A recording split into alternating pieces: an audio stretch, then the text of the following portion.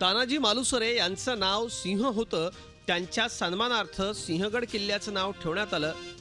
ICSFच्या पाठ्यपुस्तकातला हा उल्लेख पाहून कपाळावर हात मारून घ्यायची वेळ पालकांवर आली आहे. डॉक्टर मंजुषा संजय स्वामी यांनी लिहिलेल्या आणि न्यू सरस्वती हाऊसनं प्रकाशित केलेल्या सप्तरंग या मराठी पुस्तकात हा उल्लेख आहे. पाठ्यपुस्तकांमधूनच चुकीचा इतिहास कसा शिकवला जातोय याचं हे ढळढळीत उदाहरण.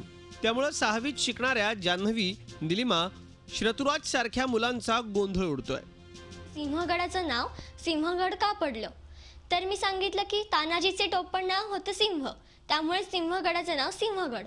तर सगळेजण मलावर हसले आणि म्हणाले की असं कुठे होतं का? तानाजी मालुसरे सिंहाच्या शौर्याने लढले, त्यामुळे तो सिंहगड.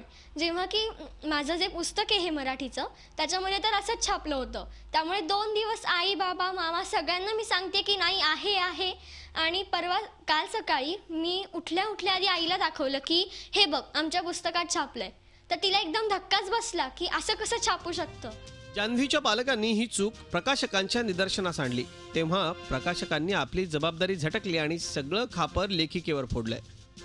सरस्वती प्रकाशक त्यांना आम्ही फोन केला आणि त्यांना सांगितलं की तुमच्या पुस्तकामध्ये अशी चूक झालेली आहे आणि ही चुकीची माहिती तुमच्या पुस्तकातून तुम्ही मुलांपर्यंत पोहोचवताय. सुरुवातीला तर त्यांनी अतिशय कॅज्युअली घेतलं आहे, सगळ्या गोष्टी तितक्या गांभीर्याने घेतल्या नाहीत.